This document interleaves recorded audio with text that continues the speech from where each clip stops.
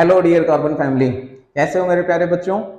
देखो बेटा, अब हम इंस्पिरेशन एकेडमी पर एस्पायर जेईई नीट के थ्रू आपकी तैयारी को और मजबूत करवाने के लिए प्रोग्राम लेकर आए हैं। और हमारे प्रोग्राम का नाम है एस्पायर जेईई नीट प्रिपरेशन। और नीरज सर इस प्रोग्राम के दौरान आपको केमिस्ट्री पढ़ाने वाले हैं। तो आज मैं आपके लिए एक बहुत इंपॉर्टेंट लेक्चर लेकर आया हूं, लेक्चर नंबर 1। और चैप्टर का नाम जैसे कि आप देख पा रहे हैं, some basic concepts of chemistry. अब some basic concepts of chemistry का नाम जो यहां पर रखा गया है वो इसलिए रखा गया है कि जब आपके बेसिक कॉन्सेप्ट क्लियर हो जाएंगे तो प्यारे बच्चों, पक्की बात है कि केमिस्ट्री तुम्हें कभी भी एसिडिटी नहीं होने देगी। तो ये बहुत ही लॉजिकल चीज है कि आपको अपने कॉन्सेप्ट, जो बेसिक कॉन्सेप्ट हैं, वो एकदम क्लियर कर लेने हैं। तो केमिस्ट्री पढ़ने में बिल्कुल परेशानी नहीं आने वाली है। ठीक है, तो शुरुआत करते हैं बेटे, आगे बढ़ते हैं।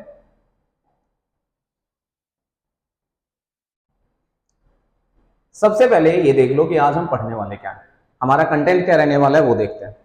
आज हम केमिस्ट्री के इंट्रोडक्शन के बारे में पढ़ेंगे and then we will study about the classification of matter. भैया सबसे इंपॉर्टेंट चीज, क्योंकि केमिस्ट्री बेसिकली है ही स्टडी ऑफ द मैटर। तो हमें मैटर को समझना है कि मैटर हमारे लिए कितना मैटर करता है। ठीक है, चलिए तो टॉपिक की शुरुआत करते हैं। सबसे पहले इंट्रोडक्शन की बात करते हैं, केमिस्ट्री का इंट्रोडक्शन। ठीक है, जब तुम्हारे घर पे मेहमान आते हैं तो तुम्हारे मम्मी पापा तुम्हारा इंट्रोडक्शन करवा देते हैं, देखो जी हमारा बच्चा है, बहुत मेहनती है, पढ़ाई करता है, 18-18 घंटे पढ़ाई करता है, इतना होशियार लड़का है, बस पूछो ही मत। ऐसे ही बेटा हम भी अब आपके सामने केमिस्ट्री नाम का ये बच्चा लेकर आए हैं और हम बताने वाले हैं कितना इंपॉर्टेंट है तुम्हारी लाइफ में। तो सबसे पहले देखते हैं कि केमिस्ट्री है क्या। बेटा केमिस्ट्री है हमारी साइंस।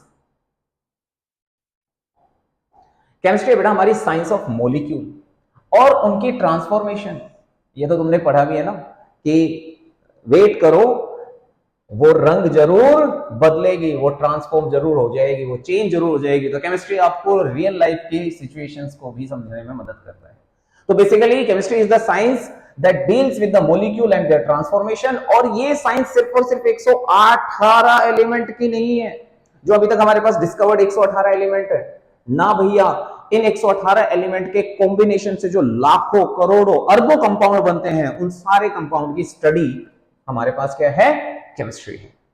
तो आज सवाल ये भी तो आ जाता है कि सर केमिस्ट्री हमारी लाइफ में आई क्यों, केमिस्ट्री की जरूरत ही क्यों पड़ गई। केमिस्ट्री की जरूरत बहुत ज्यादा इंपॉर्टेंट थी। अब ये केमिस्ट्री ऐसी नहीं है भैया कि न्यूटन की तरह सेब जो है सर पे गिरा और फिजिक्स शुरू ना। केमिस्ट्री तो हमने खुद चाहा है कि केमिस्ट्री हमारी लाइफ में आ जाए। क्यों? क्योंकि इंसान चाहता है, एक कहते हैं कि भाई मैंने खुद की एक शायरी लिखी है, वो सुनाना चाहूंगा, 2 लाइनें हैं कि इंसान सोना चाहता है और इंसान कभी सोना भी नहीं चाहता। मतलब इंसान सोना चाहता है, गोल्ड, यानी कि वो वेल्थ चाहता है, उसके पास लाखों करोड़ों रुपए हों, खूब ऐशो आराम की जिंदगी जिए, और फिर वो कभी सोना भी नहीं चाहता, यानी कि वो कभी मरना भी नहीं चाहता। और इन्हीं दोनों चीजों के लिए प्यारे बच्चों, केवल इन्हीं दोनों चीजों के लिए केमिस्ट्री उत्पन्न हुई थी, केमिस्ट्री की जरूरत हुई थी। क्यों? क्योंकि हमने पुरानी कहानियों में पढ़ा है पारस का पत्थर। जिसको पारस का पत्थर मिल जाए, जिसे अंग्रेजी में कहते हैं फिलोसोफर स्टोन्स, जिसको ये पत्थर मिल जाएगा भैया, वो जिसको छुएगा वही गोल्ड बन जाएगा। वही क्या बन जाएगा? गोल्ड बन जाएगा। मेरी बात समझ में आई कि नहीं आई आप लोगों को? तो इसकी खोज के लिए भी केमिस्ट्री की रिक्वायरमेंट थी। और हम मरना तो बिल्कुल नहीं चाहते, elixir of life which would grant immortality, मरना नहीं चाहते। तो इन दोनों चीजों के लिए हमारी केमिस्ट्री की शुरुआत हुई। पहली चीज की अगर हम बात करें बेटा, इसको कहा जाता है एल्केमी। पुराने जमाने में केमिस्ट्री नाम नहीं था, एल्केमी था। दूसरा, एलेक्सियर ऑफ लाइफ, इमॉर्टैलिटी। इमॉर्टैलिटी कब आएगी? जब हमारा शरीर खराब ना हो, हमारे शरीर में कोई रोग ना हो, हमें कोई प्रॉब्लम ना हो, हमें कुछ ऐसी मेडिसिन मिल जाएं जिससे हम ग्रोथ करते जाएं। आजकल देखो ना, एंटी एजिंग, एंटीऑक्सीडेंट, कितने तरीके के केमिकल चल रहे हैं। ये ऐसे ही आ गए क्या? ये सब चीजें क्यों आ रही हैं? क्यों हम फेयर एंड लवली क्रीम लगाते हैं? क्यों हम तरह तरह के लोशंस लगाते हैं, मॉइस्चराइजर लगाते हैं? क्यों लगाते हैं? ताकि हमारी बॉडी जो है वो एकदम परफेक्ट रहे। हम जिम जाते हैं, हम तरह तरह के वे प्रोटीन्स लेते हैं, हम अपनी खुद की हेल्दी डाइट बनाते हैं। क्यों कर रहे हैं ये सब कुछ? हम इसलिए कर रहे हैं कि ताकि हम ज्यादा से ज्यादा जिंदा रहें। कोई नहीं मरना चाहता। तो और देखो, किसी को कैंसर हो रहा है, मान लो अगर किसी को कैंसर हो गया तो वो कैंसर से बचने के लिए क्या कर रहा है? तरह तरह की मेडिसिन, तरह तरह की हमारे पास मेथड्स आ गए हैं। ये सब क्यों? ये सिर्फ और सिर्फ बदौलत किसकी है बेटा? केमिस्ट्री की बदौलत है, जो हमारी लाइफ को और ज्यादा स्टेबल बना रही है। सिस्प्लेटिन, टेक्सोल, ना जाने कितने तरीके के मेडिसिन हैं जिनका हम इस्तेमाल करते हैं अपनी लाइफ को और बेटर बनाने के लिए। मेरी बात क्लियर हो रही है कि नहीं हो रही है? तो इंसान सोना चाहता है और इंसान कभी सोना नहीं चाहता। इस केमिस्ट्री को कहा जाता था बेटा इलेक्ट्रोकेमिस्ट्री। याद रखेंगे, एक वो जो हमें पारस पत्थर तक पहुंचाए, एक वो जो हमें आजीवन जीने दे, मतलब मरने ही ना दे। ठीक, इसीलिए केमिस्ट्री हमारी लाइफ में आई थी। ऐसा नहीं है कि न्यूटन की तरह सेब गिरा और फिजिक्स शुरू ना। भैया केमिस्ट्री बहुत इंपॉर्टेंट है। ऐसा नहीं है कि फिजिक्स इंपॉर्टेंट नहीं है, फिजिक्स भी है, बट केमिस्ट्री के तो भैया अपने ही जलवे हैं। और केमिस्ट्री तो तुम्हें पता नहीं कितनी चीजें सिखाती है कि हाइड्रोजन ऑक्सीजन के साथ क्यों जुड़ेगा और जुड़कर क्यों कंपाउंड बनाएगा, कोई रिएक्शन होती ही क्यों है, क्यों एक रिएक्टेंट प्रोडक्ट में कन्वर्ट होने की जरूरत करता है, और क्यों पुराने बॉन्ड टूटते हैं और नए बॉन्ड बनते हैं। और यही केमिस्ट्री भी तो हमें सिखाती है कि पुराने रिश्ते तभी टूटते हैं जब इंसान को कोई नया रिश्ता मिल जाता है और वो सोचता है कि भाई पुराने रिश्ते में तो मैं परेशान हो चुका हूं, अब एक नए रिश्ते की तरफ बढ़ता हूं और नई स्टेबिलिटी लाइफ में चाहूंगा। तो ये सब चीजें वो तभी कर पाएगा जब उसे केमिस्ट्री समझ आएगी। ठीक है, चलिए, ये तो फिलॉसफी भी हो गई और साथ ही साथ केमिस्ट्री की स्टडी भी हो गई। तो केमिस्ट्री की इंट्रोडक्शन में थोड़ा सा कंटेंट और हम देखते हैं, जो कि मैंने तुम्हें बताया बेटा एल्केमी टर्म के बारे में मैंने तुम्हें बताया, और कौन सी टर्म के बारे में बताया बेटा मैंने? इलेक्ट्रोकेमिस्ट्री। ये हमारी 1300 और 1600 के बीच के टाइम पर हमारी केमिस्ट्री इस तरीके से स्टडी की जाती थी। यानी कि हम पारस पत्थर की खोज में थे और कुछ ऐसी मेडिसिन बनाना चाहते थे जिसकी वजह से हमारे अंदर क्या आ जाए? इमॉर्टैलिटी आ जाए। लेकिन जो मॉडर्न केमिस्ट्री जो हमारे पास आई है, वो मॉडर्न केमिस्ट्री हमारे पास आई है 18th सेंचुरी में, वो भी यूरोप के अंदर। पर बेसिकली यूरोप के अंदर भी अपने आप केमिस्ट्री डेवलप नहीं हुई थी। यूरोप के अंदर भी केमिस्ट्री डेवलप करने वाले कौन थे? अरब्स थे, जिन्होंने वहां पर अल्केमिकल ट्रेडिशंस उन लोगों को समझाए और उसी अल्केमिकल ट्रेडिशन की बदौलत अब हमारे पास मॉडर्न केमिस्ट्री तैयार होकर आई है। तो बेसिकली अब हम क्या कह सकते हैं बेटा? हम ये कह सकते हैं कि आज के टाइम में अल्केमिस्ट्री, अल्केमी प्लस में इलेक्ट्रोकेमिस्ट्री, इन दोनों के लिए अब हम एक कंबाइंड टर्म यूज करते हैं, दैट इज केमिस्ट्री। मेरी बात समझ में आ गई बेटे? डन है? चलो आगे बढ़ते हैं। गुड। ये चीज जो आज अभी जो मैं पढ़ाने जा रहा हूं, बच्चे कहेंगे सर ये तो पेपर में आता तो है नहीं, आप क्यों एक्स्ट्रा में पढ़ा रहे हो? लेकिन जब मैं केमिस्ट्री पढ़ाने के लिए बैठता हूं ना, और जब मैं केमिस्ट्री बच्चों को समझाता हूं तो मैं रूल्स बताता हूं, Hund's rule of maximum multiplicity, aufbau principle, Pauli's exclusion principle, Markovnikov rule, anti Markovnikov rule, ये सब चीजें बोलता हूं तो बच्चों से स्पेलिंग नहीं लिखी जाती। तो सर भारत में ये इनके नाम ऐसे क्यों है, इनके नाम ऐसे क्यों नहीं है? रामकिशन लॉ है, दुबे जी लॉ है, ये नाम क्यों नहीं है? भाई ये नाम कब होते? ये नाम तो तब होते ना जब हमने अपने ट्रेडिशंस को अपनाया होगा। भारत के अंदर पूरी केमिस्ट्री डेवलप्ड है, लेकिन भारत की केमिस्ट्री को समझने के लिए तुम्हें हिंदी शब्दों को उपयोग करना पड़ेगा। क्यों नहीं हमारे भारत में पूरी की पूरी केमिस्ट्री को इस्तेमाल किया जाता है? हम यूरोपियन केमिस्ट्री को पढ़ रहे होते हैं। भारत के, आपको रसायन विद का नाम नहीं पता होगा, मैंने रसायन विद नाम ले लिया, वो तुम्हें वो पल्ले नहीं पढ़ने वाला। रसायन विद मतलब केमिस्ट, ठीक है, जो केमिस्ट्री को जो समझता हो। तो भारत में भी केमिस्ट्री बहुत डेवलप हुई है, ऐसा नहीं है। हड़प्पन संस्कृति देख लो बेटा, पक्की ईंटें और टेराकोटा, जो तुमने सोशल साइंस में भी पढ़ा होगा, ये सब चीजें वहां पर केमिस्ट्री पहले से यूज होती हुई आ रही है। आज का कोई केमिस्ट्री नहीं है कि हमने आज 50 साल पहले या 100 साल पहले की केमिस्ट्री है, नहीं। भारत में तो बहुत 4th सेंचुरी से पहले भी केमिस्ट्री एग्जिस्ट करती थी। तो भारत की रसायन शास्त्र के बारे में हम बात करेंगे बेटा, और आज हम इस गौरवशाली टॉपिक को पढ़ने वाले हैं। इससे तुम्हें आइडिया होगा कि भारत कोई सिर्फ और सिर्फ झाड़ फूक का देश नहीं है। भारत के अंदर पूरा विज्ञान पहले से ही हमारे शास्त्रों के अंदर लिखा हुआ है, और ऐसे ऐसे अनेक शास्त्र और ऐसे अनेक रसायन शास्त्र बने हैं हमारे भारत में जो आज भी बहुत यूजफुल है। भाई चरक संहिता देख लो, सारी मॉडर्न जो सर्जन टेक्निक्स हैं वो सारी की सारी उसी के ऊपर बेस्ड है भाई। तो अब मैं वो चीजें हम नहीं पढ़ते हैं, ये हमारी कमी है। हमारी एजुकेशन सिस्टम में चेंजेस आ रहे हैं धीरे धीरे, और देखना एक टाइम पर हम अपने भारत की ही केमिस्ट्री को पढ़ने वाले हैं। चलिए तो शुरू करते हैं भारत के रसायन शास्त्र के बारे में। देखो बेटा, एक एक बुक है जिस बुक का नाम है रस उपनिषद, जो डिस्क्राइब करता है गन पाउडर कैसे बनता है। मैं आगे तुम्हें बताऊंगा गन पाउडर कैसे बनता है। तमिल के बहुत सारे ऐसे टेक्स्ट हैं जो एक्सप्लेन करते हैं फायरवर्क्स को, कि फायरवर्क्स कैसे बनाए जाते हैं। और आज से बहुत साल पहले की बात कर रहा हूं मैं तुम्हारे साथ, बहुत सालों के पहले की बात कर रहा हूं। नागार्जुन और कौटिल्य बहुत बड़े रसायनविद थे। इन्होंने ग्रेट साइंटिस्ट थे, दे he was a reputed chemist and alchemist, metallurgist. और इसके वर्क, उसकी जो बुक थी, उस बुक का नाम था बेटा रस रत्नाकर, जो कि डील्स करती थी किसके साथ, मर्क्यूरी कंपाउंड के साथ। और इसने और भी क्या बताया हमें, इसने हमें बताया मेटल की एक्सट्रैक्शन कैसे किए जाए, गोल्ड की, सिल्वर की, टिन की, कॉपर की, इन सब के बारे में उसने अपनी रस रत्नाकर पुस्तक के अंदर एक्सप्लेनेशन दे रखी है। आप चाहो तो नेट पे जाके सर्च कर सकते हो। कौटिल्य अर्थशास्त्र की अगर हम बात करें तो कौटिल्य अर्थशास्त्र ने बहुत पहले बता दिया था कि समुद्र से नमक कैसे बनेगा। पेपर, ओहो, जो हम कहते हैं कागज जो हम इस्तेमाल करते हैं, भारत के अंदर 17th सेंचुरी से डिस्कवर्ड है। और इसके बारे में बताया कौन, किसने, हमारे यहाँ पर बहुत सारे ट्रेवलर आते थे, उसमें से एक था आईसई, उसने इस चीज के बारे में बताया। फर्दर तक्षशिला यूनिवर्सिटी के बारे में तो सबको पता है, जो अभी और एक नालंदा यूनिवर्सिटी है जो अब वो बन चुकी है, नई यूनिवर्सिटी के रूप में आ चुकी है। अब देखो तक्षशिला के अंदर अगर हम बात करें तो वहां पर भी इंक का इस्तेमाल होता था। और इंक बनती कैसे थी बेटा, कलर इंक, वो बनती थी चौक, रेड लेड और एल्यूमिनियम की मदद से।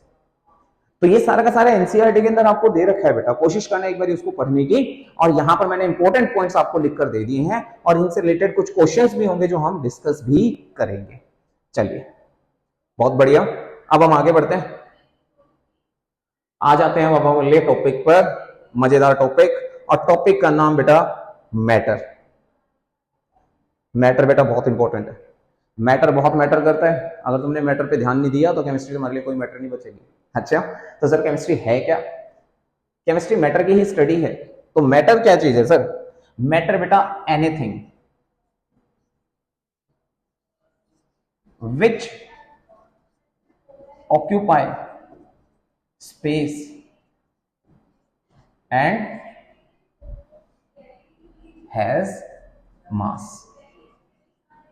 कोई भी ऐसी चीज बेटा इस धरती पर जिसके पास स्पेस, जो स्पेस ऑक्यूपाई करता हो और जिसके अंदर मास हो, उसे हम कहते हैं मैटर। सर स्पेस का मतलब क्या है? स्पेस का मतलब यहां पर बेटा वॉल्यूम से। और सर मास का मतलब क्या है यहां पर? मास का मतलब है कंटेंट ऑफ द बॉडी।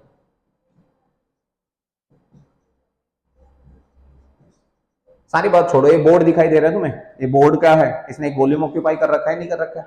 इसका कुछ ना कुछ मास है या नहीं है? सारी बात छोड़ो यार, तुम्हारी नीरज सर तुम्हारे सामने खड़े हैं, नीरज सर ने भी तो स्पेस ऑक्यूपाई कर रखा है कि नहीं कर रखा है? और स्पेस ऑक्यूपाई कर रखा है और नीरज का मास भी है कि नहीं नीरज सर का मास? तो ये दोनों चीजें जहां पर है वो मैटर है, यानी कि नीरज सर तुम्हारे लिए मैटर करते हैं कि नहीं करते हैं, और इसलिए नीरज सर भी क्या है, एक मैटर है। अब सर क्या कुछ ऐसी भी चीजें हैं जो मैटर नहीं करती, मतलब मैटर नहीं होती? बहुत सारी चीजें बेटा आज की जिंदगी में। आप ये देखो, तुम तो मेरे प्यारे बच्चे हो, तुम्हें तो सब कुछ पता भी है। अगर मैं बात करूं रिलेशन की, आजकल रिलेशनशिप किस चीज के ऊपर डिपेंड करता है बेटे? रिलेशन डिपेंड करता है, ओहो, मनी फैक्टर। तुम्हारे पार्टनर के पास कितने पैसे हैं, वो कितना स्मार्ट है, दिखने में कैसा है, ये सारी चीजें। और भाई उसका रेपुटेशन क्या है या ना? ये सारी चीजें मैटर करती हैं कि नहीं करती हैं रिलेशनशिप में? करती है ना? हाँ। लेकिन किस चीज के ऊपर डिपेंडेंसी नहीं आती? डिपेंडेंसी नहीं आती, आपको कोई फर्क नहीं पड़ता कि वो तुम्हें कितना अच्छे से चाहता है या नहीं चाहता है। समझे सर ये क्या पढ़ा रहे हो? ये मैं आपको बता रहा हूं कि लव, हैप्पीनेस और अफेक्शन, ड्रीम्स, प्यारे बच्चों, क्या इनमें से किसी का कोई स्पेस होता है? कोई स्पेस नहीं होता। क्या इनका कोई मास होता है? नहीं होता है। तो ये चीजें मैटर भी नहीं करती। आज के टाइम में बेटा रिलेशनशिप में यही मैटर नहीं करता, क्योंकि ये मैटर ही नहीं होता। मनी मैटर होती है, कागज होता है कि नहीं होता है? होता ही नहीं होता है। स्मार्टनेस देख लो, तुम्हारी मेरे सर स्मार्ट है कि नहीं है? तो है ना, तो स्मार्टनेस भी मैटर करती है कि नहीं करती है? हाँ, तुम कहोगे सर स्मार्टनेस का कोई मास और वेट तो नहीं होता, बिल्कुल सही बात है, लेकिन वो एक इंसान के साथ जुड़ी हुई है। अब मेरी बात को ध्यान से समझना, बोलो क्लियर हो गई? ये मैं समझाने के लिए बात कर रहा हूं बेटा। तो ये जो टर्म्स है ना, लव हो गया, हैप्पीनेस हो गया, अफेक्शंस हो गया, ड्रीम्स हो गए, ये सारे के सारे मैटर नहीं करते, ठीक है? रोना, हंसना, ये सब मैटर नहीं करता है। इससे रिलेटेड क्वेश्चन भी आएगा पेपर में, तो मैं बताऊंगा। तो बस आपको ये ध्यान में रखना है कि जो स्पेस ऑक्यूपाई कर रहा हो और जिसमें मास हो, उसे क्या कहेंगे? मैटर कहेंगे। अब बात करते हैं कि जो एक मैटर है, जो एक कंटेंट ऑफ द बॉडी है बेटा, इस मैटर के साथ एक वर्ड जनरली बच्चे कॉमनली यूज कर लेते हैं और वो होती है वेट। ना भैया, वेट एक अलग चीज है और मैटर एक अलग चीज है, ठीक? वेट बेसिकली क्या है? वेट है बेटा पुलिंग पावर, एक तरीके की फोर्स, ठीक है? जैसे अब मैं हूं, मैं मान लो मेरा वजन 60 किलो है, ये मेरा वेट है जिस पावर से मुझे अर्थ अपनी तरफ खींच रही है। अब मुझे ही चांद पर ले जाओ, चांद पर जाकर ग्रेविटेशनल पावर जो हो जाती है वो कितनी हो जाती है? 1/6। वहीं मेरा वेट वहां पर 10 किलो हो जाना है। वेट, मास सेम रहेगा। मास क्या है? Content of the body. अब दूसरे भाषा में समझाता हूं मैं तुम्हें। मान लो तुम्हारे पास एक बुक है, बुक का सेट है, वो 6 किलो का है, ठीक है? उसमें 6 बुक है। कितने बुक है? 6। इसको चांद पे ले जाओ, क्या एक बुक हो जाएगी? नहीं, लेकिन चांद पर ले जाने के बाद इसका वेट 1 केजी हो जाएगा। और बेसिकली उसके लिए यूनिट जो यूज की जाती है वो न्यूटन यूनिट यूज की जाती है। यानी कि वेट एक काइंड की क्या है? फोर्स है। केजी वर्ड आप किसके लिए यूज करोगे बेटा? केजी वर्ड यूज होता है आपका मास के लिए। देन तो मैटर वर्ड क्लियर हो रहा है कि नहीं हो रहा है? बहुत बढ़िया। चलिए, मैटर वर्ड अगर क्लियर हो गया है तो अब हम इसके क्लासिफिकेशन के बारे में बात करते हैं। क्लासिफिकेशन की अगर हम बात करें, गुड्डू ध्यान से समझना मेरे बच्चों, क्लासिफिकेशन की अगर मैं बात करूं तुम्हें, तो क्लासिफिकेशन क्या चीज है? क्लासिफिकेशन हमारे पास दो तरीके का होगा, एक फिजिकल क्लासिफिकेशन और दूसरा केमिकल क्लासिफिकेशन। फिजिकल क्लासिफिकेशन को समझाता हूं बेटा। हम तो है ना 90s के किड्स हैं, हमें 90s के किड्स, फिर 2000 बोर्न आए, ठीक है? उसके बाद अब मैं एक जनरेशन मानकर चल रहा हूं कि जो है 2010 के बाद के, ये 3 जनरेशन हैं बेटा। पहले लोग बहुत एक दूसरे के क्लोज रहते थे, एक दूसरे की मदद करते थे, एक दूसरे का साथ देते थे, और फिल्में भी देखते थे तो वीसीआर पे देखते थे और एक साथ बैठकर देखते थे, हैं? हम साथ साथ हैं। आजकल जब जो 2000 बोर्न है, उनके केस में क्या हुआ कि धीरे धीरे लोग अलग अलग होने लगे, न्यूक्लियर फैमिलीज बनने लगी, लेकिन फिर भी कनेक्टिविटी रही। लोग एक दूसरे के पास जा रहे हैं, फ्लूइड नेचर बन रही है, घूम रहे हैं। लेकिन जो 2010 के बाद के बोर्न बच्चे हैं भैया, उनकी तो मेंटेलिटी बिल्कुल बदल चुकी है। अरे भाई, मेंटेलिटी कैसे बदल चुकी है? ये एक यहां है तो दूसरा यहां, कोई अमेरिका में रह रहा है तो कोई जो है दिल्ली में रह रहा है, कोई सिंगापुर में है तो कोई मलेशिया में है, सब दूर दूर है एक दूसरे से, लेकिन फिर भी हल्की फुल्की कनेक्टिविटी महसूस होती है, वो भी कभी कभी, नेग्लिजिबल कनेक्टिविटी है। अब कोई यूएसए में रह रहा है और वो दिल्ली में रोज रोज तो आने से रहा, तो कनेक्टिविटी क्या रहेगी? कम रहेगी। तो कहने का मतलब क्या है? फिजिकल क्लासिफिकेशन की बात करें तो पहले के टाइम में प्यारे प्यारे बच्चों, पहले के टाइम में सॉलिड रिलेशनशिप होती थी, एकदम सॉलिड रिलेशनशिप। उसके बाद रिलेशनशिप में थोड़ी सी लिक्विडिटी आ गई, और आजकल तो रिलेशनशिप बिल्कुल गैसियस है। ना जाने कब बंदा इवापोरेट हो जाए, कब बंदा चला जाए तुम्हारी लाइफ में और कब बंदा आ जाए तुम्हारी लाइफ में। तो वो कौन सा पार्ट हो गया आपका? गैसियस। तो हमारे पास फिजिकल क्लासिफिकेशन के बिहाफ पर बात करें तो हमारे पास 3 क्लासिफिकेशन है, एक सॉलिड, दूसरा लिक्विड और तीसरा गैसियस। इसके अलावा 2 स्टेट और एग्जिस्ट करते हैं बेटा, एक प्लाज्मा और दूसरा बोस आइंस्टाइन कंडेंसेट। इसके बारे में आपको ज्यादा डिटेल नहीं पड़ती और 11th क्लास में आपसे इतना कंटेंट पूछा भी नहीं जाने वाला, क्योंकि ये सारा का सारा थोड़ा सा जो है लिंकअप जो है आपका क्लास 11th से है। तो मेरे हिसाब से स्टेट क्लियर हो रही है। और अगर यहां पर मैं कुछ बेसिक प्रॉपर्टीज की भी मैं बात करूं तो बेसिक प्रॉपर्टीज भी दिमाग में रखना बेटा।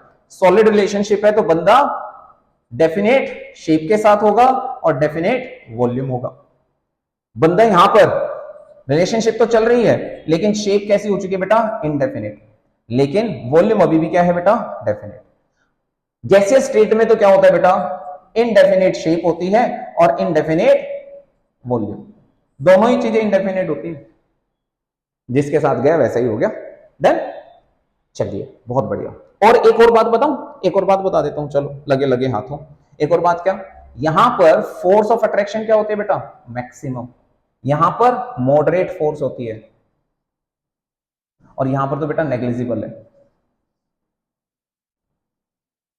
यहां रिश्तों में जुड़ाव बहुत ज्यादा है, यहां रिश्तों में जुड़ाव थोड़ा सा कम है, पर यहां हल्के फुल्के जुड़ाव, कब एक दूसरे से अलग हो जाए पता ही ना चले। डन, बहुत बढ़िया बेटा। अब हम बात करते हैं केमिकल क्लासिफिकेशन की। तो केमिकल क्लासिफिकेशन कुछ इस तरीके से तुम्हारी आंखों के सामने बेटा, मैटर का क्लासिफिकेशन पढ़ रहे हैं और मैटर के क्लासिफिकेशन में नीरज सर अब आपको यहां पर चीजें समझाने वाले हैं। गुड, ध्यान देना बेटा, मैटर का क्लासिफिकेशन मैं समझा रहा हूं तुम्हें, और मैटर के क्लासिफिकेशन में मेरे गुड्डुओं जो कंटेंट में अभी बोलूं उसको ध्यान से सुनते हुए चलना, बहुत इंपॉर्टेंट पार्ट पढ़ा रहा हूं, ठीक है? पढ़ोगे या नहीं पढ़ोगे? वेरी गुड, एक मिनट रुक जाओ, बस थोड़ा सा एडजस्ट कर दे नीरज सर इसको। हाँ एक मिनट बस, वाह। तो नीरज सर अब आपको मैटर के फर्दर क्लासिफिकेशन के बारे में बात करते हैं। स्टार्ट करें, चलिए 1 2 3। मैटर है, बिल्कुल है जी। क्या मैटर को फिजिकली, कौन सी कली, फिजिकली, क्या फिजिकली सेपरेट किया जा सकता है? अगर सेपरेट किया जा सकता है तो समझ लो वो मिक्सचर है, और अगर फिजिकली सेपरेट नहीं किया जा सकता तो समझ लो वो प्योर सब्सटेंस है। पहला क्लासिफिकेशन क्लियर हुआ। अगर फिजिकली सेपरेट किया जा रहा है तो मिक्सचर, अगर फिजिकली सेपरेट नहीं किया जा रहा है तो वो प्योर सब्सटेंस। यानी कि मैटर के दो बच्चे हैं, पहले बच्चे का नाम क्या है बेटे? पहले बच्चे का नाम है मिक्सचर और दूसरे बच्चे का नाम क्या है? Pure substance. प्योर सब्सटेंस कहता है भाई मुझे कोई फिजिकली अलग नहीं कर सकता, करना है तो केमिकली करो वरना ना। मिक्सचर कहता है भैया अलग किया जा सकता है, कोई दिक्कत नहीं है फिजिकली। अब फर्दर आ जाते हैं क्लासिफिकेशन में, चलिए पहले मिक्सचर वाले भाई साहब को पढ़ लेते हैं। मिक्सचर भाई साहब क्या कहते हैं? मिक्सचर कहते हैं क्या कंपोजिशन यूनिफॉर्म है? अगर कंपोजिशन यूनिफॉर्म है, अगर कंपोजिशन यूनिफॉर्म है तो हम उस मिक्सचर को क्या कहेंगे बेटा? उस मिक्सचर को कहेंगे होमोजेनस मिक्सचर। उसी का प्यारा नाम क्या होता है बेटा? सॉल्यूशन। और अगर हम उसे सेपरेट नहीं कर पा रहे हैं, यानी कि कंपोजिशन यूनिफॉर्म नहीं है, तो हम उसे कहेंगे हेट्रोजेनस मिक्सचर। कौन सा मिक्सचर कहेंगे बेटे? Heterogeneous mixture. डन। और हेट्रोजेनस मिक्सचर को फर्दर दो कैटेगरी में क्लासिफाई किया जाता है, कोलॉइड और सस्पेंशन। अब मैं थोड़ा सा इसको समझाने की कोशिश करूंगा। मिक्सचर, मिक्सचर मतलब जब दो या दो से ज्यादा कंपोनेंट को आप एक साथ मिक्स कर दो तो वो समझ लो क्या है बेटा? मिक्सचर। डन, यहां तक बात क्लियर हुई। अब मिक्सचर की अगर मैं बात करूं तो देखो मम्मी ने आपके लिए मैंगो शेक बनाया। अब मैं बहुत बार यही एग्जांपल देता हूं। अब मैंगो शेक बनाने के लिए मम्मी ने दूध लिया, बर्फ ली, चीनी ली, काजू लिए, बादाम लिए, आम लिए, सबको मिक्सी में डाल दिया और भैया दूध भी लिया और मिक्स करके मैंगो शेक तैयार। अब वो है क्या बेसिकली? वो एक मिक्सचर है। क्या है बेटा? मिक्सचर। अब तुमने वो दूध जूस जो है पीना शुरू किया, शेक पीना शुरू किया, मैंगो शेक। और मैंगो शेक जब तुमने पीना शुरू किया, मम्मी से कहा मम्मी इसमें तो मीठा कम है, तो मम्मी ने चीनी और डाल दी। यानी कि कंपोनेंट को आप किसी भी प्रोपोर्शन में मिक्स कर सकते हो भाई साहब, कोई दिक्कत वाली बात ही नहीं है। तुम्हारा छोटा भाई आ गया, मम्मी ने थोड़ा सा और उसमें पानी डाल के घोल के और पतला करके मैंगो शेक पिला दिया। तो प्रोपोर्शन चेंज किया जा सकता है और उनको सेपरेट भी किया जा सकता है। बट अब फर्दर क्लासिफिकेशन में बात करते हैं। मिक्सचर टर्म क्लियर हुई, यानी कि मिक्सचर के अंदर क्या होता है बेटा? कंपोनेंट जो होते हैं, components are physically mixed. Done, बहुत बढ़िया। अगर कंपोजिशन यूनिफॉर्म है तो वो होमोजेनस। जैसे मैं तुम्हें एक एग्जांपल देता हूं भाई, वर्मा जी के फैमिली में सारे वर्मा जी के लोग रह रहे होंगे, शर्मा जी के फैमिली में सारे शर्मा जी के लोग रह रहे होंगे, तो वर्मा जी की फैमिली पूरी होमोजेनस, सबके थॉट भी एक जैसे, एक जैसी बात करते हैं, समझदार हैं, सारी चीजें हैं। ऐसे शर्मा जी की फैमिली है, सारे लोग अच्छे हैं, सारा काम बढ़िया तरीके से करते हैं, यूनिफॉर्म है, सेकंड में पहचान जाएंगे सारे के सारे भाई हाँ शर्मा। लेकिन शर्मा फैमिली का एक लड़का वर्मा फैमिली में आ जाए या वर्मा फैमिली का लड़का एक शर्मा जी की फैमिली में चला जाए, तो हम उनके बिहेवियर से पहचान लेंगे भैया ये तो अलग है। अब ये पूरी फैमिली क्या शर्मा फैमिली रही? क्या ये पूरी फैमिली वर्मा फैमिली रही? ना जी, ये तो बन गई मिक्स फैमिली, और इसलिए उसका नाम क्या रखा गया? मिक्सचर। समझे? उससे पहले गुड्डू जब सारे के सारे एक जैसे थे, यूनिफॉर्म थे, यूनिफॉर्मली मिक्स्ड थे, तो यूनिफॉर्मली मिक्स थे तो कौन सा मिक्सचर हो गया? होमोजेनस। ये भी यूनिफॉर्मली मिक्स थे तो कैसे थे? Homogeneous mixture.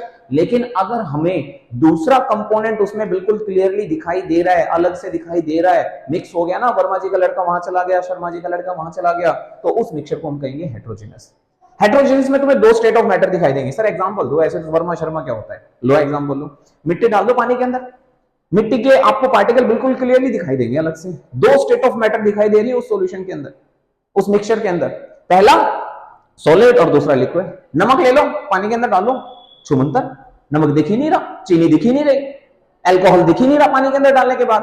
तो अल्कोहल पानी के अंदर डालने के बाद, चीनी डालने के बाद, नमक डालने के बाद अगर दूसरी स्टेट ऑफ मैटर ना दिखाई दे तो समझ लो होमोजेनस मिक्सचर। अगर दूसरी स्टेट ऑफ मैटर दिखाई दे तो समझ लो हेटेरोजेनस मिक्सचर। समझे? बहुत बढ़िया। एक और चीज बता देता हूं मैं तुम्हें, जो ये सॉल्यूशन है बेटा, यहां पर सोल्यूट पार्टिकल का साइज 1 नैनोमीटर से कम होता है, नेकेड आई से दिखाई ही नहीं देंगे। यहां पर बेटा 1 नैनोमीटर से, ठीक है, और बेटा आपके 1000 नैनोमीटर तक साइज होता है। किसका? कोलॉइड पार्टिकल का। दिखते ये भी नहीं है लेकिन इनके पार्टिकल का साइज बड़ा होता है। इसके अंदर आपको एक प्रॉपर्टी देखने को मिलती है जिसे हम कहते हैं टिंडल इफेक्ट, जो आपको कोलॉइडल सॉल्व और सॉल्यूशन के बीच में डिफरेंशिएट करने में मदद करता है, अदरवाइज देखकर नहीं पहचान पाओगे। सस्पेंशन, सस्पेंशन के अंदर पार्टिकल साइज इससे भी बड़ा हो जाता है, 1000 नैनोमीटर से भी बड़ा हो जाता है। तो पार्टिकल साइज बढ़ गया, पार्टिकल साइज बढ़ गया तो वो सस्पेंशन बन गया। डन। तो पार्टिकल के बिहाफ पर भी आप क्लासिफाई कर सकते हो कि कौन किस कैटेगरी में आएगा। अब बात करते हैं प्योर सब्सटेंस की। प्योर सब्सटेंस को आप बेटा केमिकली सेपरेट कर सकते हो, फिजिकली सेपरेट नहीं कर सकते हो। डन। ये बात समझ में आई? बहुत बढ़िया प्यारे बच्चों। अब इनके क्लासिफिकेशन की अगर हम बात करें तो इनके भी दो बच्चे हैं प्योर सब्सटेंस के। इनको हम डिफाइन करते हैं केमिकल के डिकम्पोजिशन के बिहाफ पर। अगर बेटा केमिकल के डिकम्पोजिशन के बिहाफ पर आप इसको डिकम्पोज कर पा रहे हो, यस, तो वो है कंपाउंड। और अगर बेटा केमिकली आप उसको डिकम्पोज नहीं कर पा रहे हो तो वो है एलिमेंट। इसलिए एलिमेंट को कहा जाता है purest form of the matter, purest form of the matter. Sir element की पहचान कैसे करेंगे? एलिमेंट की पहचान करनी है बेटा, बहुत सिंपल। इसके अंदर सेम काइंड के एटम होते हैं, सेम काइंड, और यही एलिमेंट जब आपस में कंबाइन हो जाते हैं तो कंपाउंड बनाते हैं। यही एलिमेंट जब आपस में कंबाइन हो जाते हैं तो क्या बनाते हैं? कंपाउंड। कैसे? लो जी, अब मैं कैसे पहचानूंगा सर कौन एलिमेंट है कौन कंपाउंड है? मेरे को तो नहीं समझ में आ रहा है। बिल्कुल समझ में आ जाएगा बेटा, याद रखना, एक जैसे दिखने वाले, एक जैसे दिखने वाले, बोलो, एक जैसे दिखने वाले सारे के सारे होंगे हमारे एलिमेंट। एक जैसे दिखने वाले होने चाहिए। सर इसमें तो आपने दो दो चीजें लिख दी। बेटा ध्यान रखना गुड्डू, और छोटी सी बात बता रहा हूं, देखो ये है तो थोड़ा सा बेसिक चीज है, पर मेरा तो काम यही है कि मैं जब तक बेस क्लियर नहीं करूंगा तुम्हें बार बार एसिडिटी होती रहेगी। अब मैं बात करूं H2 की, तो H2 क्या है बेटा? मॉलिक्यूल।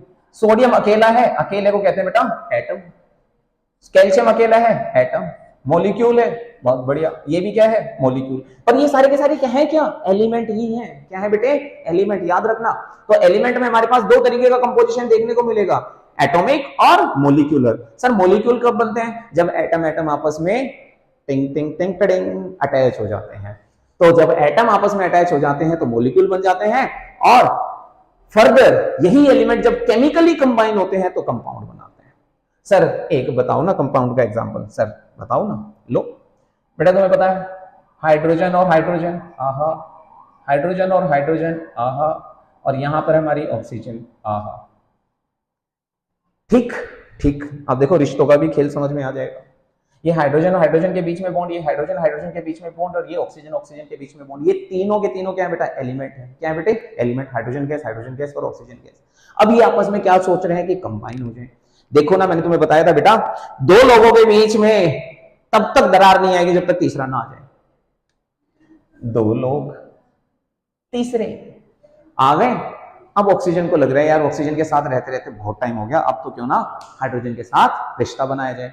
और नए रिश्ते की चाह में ही पुराने रिश्ते टूट जाते हैं, और पुराने रिश्ते छूट जाते हैं, नए रिश्ते बन जाते हैं, पुराने दोस्त भूल जाए जाते हैं, नए दोस्त बनते चले जाते हैं, और केमिस्ट्री तुम्हें ऐसे ही रिश्तों के बारे में बताती जाती है। गुड्डू ध्यान से सुनेंगे। तो अब होगा क्या? ये ऑक्सीजन इन हाइड्रोजन के साथ नए बॉन्ड बनाएगी, एक मॉलिक्यूल, दूसरी ऑक्सीजन, दूसरा। तो पुराने रिश्ते टूटे और नए रिश्ते बन गए। लेकिन जब नए रिश्ते बने तो नए रिश्तों में बेटा अब बात करने का लहजा, सारी चीजें बदल जाएंगी, है ना, होता है ना। देखो तुम अपने दोस्तों के साथ रहते हो तो उनके साथ जो बॉन्ड होता है उसमें आपका बिहेवियर अलग होता है। और भाई क्या हाल है, सब बढ़िया, फर्स्ट क्लास, और बड़े मजे कर रहा है। जब वही चीज जब तुम टीचर के साथ बैठते हो, बॉन्ड बनाते हो, तो टीचर के साथ अलग बिहेवियर हो जाता है। सर ये वाला कॉन्सेप्ट मुझे ना थोड़ा सा समझ में नहीं आ रहा, सर प्लीज मुझे समझा दीजिए। यही चीज जब तुम अपनी मम्मी के सामने होते हो तो मम्मी के साथ जब बॉन्डिंग होती है तो प्रॉपर्टी अलग हो जाती है। कैसे? मम्मी के साथ बोलते हो, ए मम्मी भूख लग रही, खाना दे दो, जल्दी से बनाई दो। यही रिश्ता पापा के साथ हो तो वो पापा वो क्या कहते हैं ना कि मेरे को है ना कुछ थोड़ा सा पैसों की जरूरत थी, वो बुक्स लेकर आनी थी। देख रहे हो, जिसके एलिमेंट के साथ भी कंबाइन हो रहे हो, बॉन्डिंग बना रहे हो, आपकी प्रॉपर्टीज में क्या आ रहा है? चेंज। ऐसे ही ऑक्सीजन की प्रॉपर्टीज में चेंज आ जाता है, हाइड्रोजन की प्रॉपर्टीज में चेंज आ जाता है जब ये वाटर बनाते हैं। तुम्हें अच्छे से पता है hydrogen gas highly combustible in nature, oxygen तो जलाने का काम करती है, और जब ये वाटर बन जाती है तो आग बुझाने का काम करती है। तो देखो, जहां ये पहले जल जाती थी, ये जलाती जाती थी, अब यही वो परिवार है जो आग बुझाती जाती है। समझ गए? तो रिश्ते बदले, प्रॉपर्टीज बदली और चीजें चेंज हो गई। तो यहां पर मैटर का हमारा पूरा का पूरा क्लासिफिकेशन हो जाता है। और अगर मैं तुम्हें कहूं कि सर कंपाउंड की पहचान कैसे करोगे, तो कंपाउंड की पहचान बहुत ही आसान से तरीके से है बेटा। जब दो डिफरेंट एलिमेंट आपस में कंबाइन हो तो समझ लेना कंपाउंड है। अगर मैं कहूं NH3 तो NH3 भी कंपाउंड है। अगर मैं कहूं O2, ना भैया, O2 तो एलिमेंट है। Then clear? यहां तक बातें समझ में आ गई? बहुत बढ़िया। और नोट करते चलना है जो एक्स्ट्रा एक्स्ट्रा बता रहा हूं, ये बार बार नहीं समझ में आया क्या चीजें। चलो आगे चलते हैं बेटे। वेरी गुड, यहां तक बातें समझ में आ गई। अब बात समझ में आ गई तो क्यों ना चलो कुछ क्वेश्चंस कर लिए जाएं। हाँ, तो अब क्वेश्चंस की बारी आ गई है। तो भैया अब सबसे पहला क्वेश्चन है, पारस स्टोन जो है वो क्या काम करता है? लॉजिकल है, ज्यादा बड़ी बात तो नहीं। पारस स्टोन क्या काम करता है? सिल्वर मेटल को गोल्ड में कन्वर्ट करता है? ना जी ना। क्या नॉन मेटल्स को गोल्ड में कन्वर्ट करता है? ना जी ना। क्या मेटल्स को गोल्ड में कन्वर्ट करता है? हाँ जी हाँ। नन ऑफ द अबव मतलब ही नहीं बनता। तो what would be the right option? ये आपका राइट ऑप्शन हो गया। तो क्वेश्चन नंबर 1 क्लियर हुआ कि नहीं हुआ? बहुत बढ़िया। चलो अगले क्वेश्चन की तरफ बढ़ते हैं। अगला क्वेश्चन लेते हैं बेटा, सेकंड क्वेश्चन। सेकंड क्वेश्चन क्या बेटा, ध्यान से पढ़ेंगे। सेकंड क्वेश्चन है कि बताइए जो रस उपनिषद है वो किस चीज की प्रिपरेशन के बारे में बात करता है? कैल्शियम पाउडर की? ना। पारस पत्थर की? ना, पारस पत्थर अगर बना लेते तो कहानी खत्म है। मैग्नीशियम पाउडर की? ना, सिर्फ और सिर्फ एक ही पाउडर की, गन पाउडर। डन, बहुत बढ़िया। चलो आगे बढ़ते बेटे अगले क्वेश्चन की तरफ। अगला क्वेश्चन है हमारे पास क्वेश्चन नंबर 3। क्वेश्चन नंबर 3 का फटाफट से आंसर बताओ, कमेंट बॉक्स में भी लिख दो, कोई बड़ी बात नहीं है। हाँ बताइए, जो कलर ऑफ द इंक था, हाँ जी, जो कलर ऑफ द इंक था, जो कलर ऑफ द इंक बन रही थी वो कैसे बन रही थी? कौन कौन से मटेरियल को ऐड करने से बन रही थी? Aluminium, chalk powder, red lead, इन तीनों के कॉम्बिनेशन से ही इंक पाउडर बन रहा था जो तक्षशिला के अंदर यूज होता था। डन, बहुत बढ़िया। चलिए अगले क्वेश्चन की तरफ बढ़ते हैं। मेरे प्यारे बच्चे तो फटाफट आंसर कर रहे हैं भाई, हैं? अब क्वेश्चन नंबर 4 देख लें, आ जाओ। क्वेश्चन नंबर 4 क्या कह रहा है? विच of the following thing is matter? हाँ हाँ, देखो सबके ख्वाब खिल गए, सबके चेहरे खिल गए। आप देखो कौन सी चीज मैटर है भाई, और कौन सी चीज मैटर करती है आज के टाइम में रिलेशनशिप में? फिजिकल चीजें, समझे? लव मैटर करता है? ना जी ना। क्या रिस्पेक्ट मैटर करती है? कहां आजकल। केयर, ओहो केयर करो तो कहेंगे पजेसिव हो रहा है, बाउंडेशन लगा रहा है, ये कर रहा है, वो कर रहा है। लव यार बहुत चेपू इंसान है यार, इतना प्यार करता है, चेपू है यार। रिस्पेक्ट, अरे उसको मेरे अलावा कोई मिल ही नहीं सकता, इसलिए तो मुझे रिस्पेक्ट देता रहता है। और तुम जाते फिर के उस इंसान के पास हो, उस इंसान के पास जिसको जो तुम्हें गिफ्ट दे दे तुम्हारे बर्थडे पर। कौन सा? iPhone 15 Pro Max TV. और यही तुम्हारे लिए मैटर करता है, तुम्हारे लिए नहीं बेटा, तुम तो अच्छे बच्चे हो। जो आज के टाइम में जनरल रिलेशनशिप चल रही है, जो आज के टाइम में सिचुएशन में रिलेशनशिप चल रही है बेटा, वहां पर फिजिकल चीजें मैटर करती हैं। इसलिए iPhone 15 Pro Max 1 TV 1 terabyte matter है, बाकी सब नॉन मैटर, मतलब मैटर नहीं करती है। डन। तो ऑप्शन राइट कौन सा बेटा? iPhone 15 Pro। क्यों? क्योंकि ये स्पेस भी ऑक्यूपाई करता है और इसका मास भी है। गुड, चलिए आगे देखें बेटा, अगले क्वेश्चन की तरफ बढ़े, आ जाओ। अगला क्वेश्चन क्या है? Question number 5। क्वेश्चन नंबर 5 कह रहे हैं इनमें से कंपाउंड कौन सा है भैया? कंपाउंड कौन सा है? कंपाउंड की बात करें, हाइड्रोजन कंपाउंड है, ना जी ना, एक जैसे दिख रहे हैं। नाइट्रोजन कंपाउंड है, ना जी ना, एक जैसे दिख रहे हैं। दो अलग अलग परिवार, नाइट्रोजन और ऑक्सीजन की हुई सगाई, अमोनिया की बारात है आई, तो अमोनिया पैदा हो गया भैया, नाइट्रोजन और हाइड्रोजन। तो नाइट्रोजन और हाइड्रोजन के कॉम्बिनेशन से अगर हम बात करें तो ये भी एलिमेंट है, तो ये भी राइट ऑप्शन नहीं है, ये भी राइट ऑप्शन नहीं है। कंपाउंड क्या है? सिर्फ और सिर्फ ये ऑप्शन, तो ammonia is the right answer.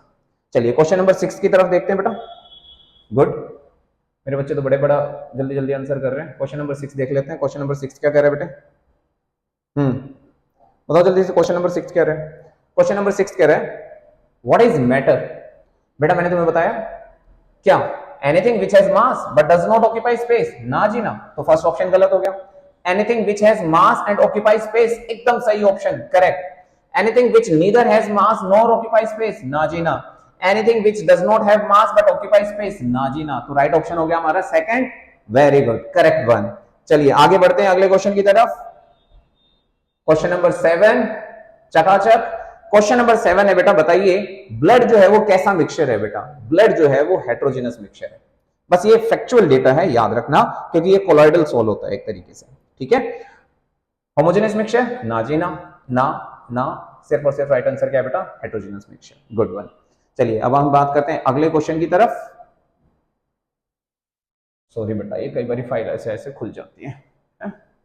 चलो अगले क्वेश्चन की तरफ चलते हैं। क्वेश्चन नंबर हमारा कौन सा बेटा? 8। क्वेश्चन नंबर 8 और ये लास्ट है बेटा। इस लास्ट क्वेश्चन का आंसर तुम दो तो ज्यादा बढ़िया है, सारी चीजें मेरे से ही पूछोगे क्या है? कुछ तुम भी बता दो। लो, which of the following statement is correct? कौन सी स्टेटमेंट करेक्ट है? Liquid solution have definite volume, ना, हाँ बिल्कुल सही तो बात कह रहे हैं, but do not have definite shape. यहां तक तो बात समझ में आ रही है। Gases neither have definite volume nor definite shape, भैया दोनों चीजें एकदम सही है। ये 2000s के किड्स, ये 2010 के किड्स, तो both 1 and 2 is the right one. तो थर्ड ऑप्शन आपका क्या हो गया बेटा? राइट ऑप्शन हो गया। और यहीं पर हमारा आज का टॉपिक बेटा कंप्लीट होता है। और मैं रिक्वेस्ट करूंगा अपने प्यारे बच्चों से कि इन क्वेश्चंस को फटाफट से अपनी कॉपी में नोट कर लेना, जो टॉपिक मैंने तुम्हें पढ़ाया उसको अच्छे से रिवाइज कर लेना। लेक्चर नंबर 2 में मिलते हैं some basic concepts of chemistry के साथ। तब तक के लिए bye bye, tata, take care.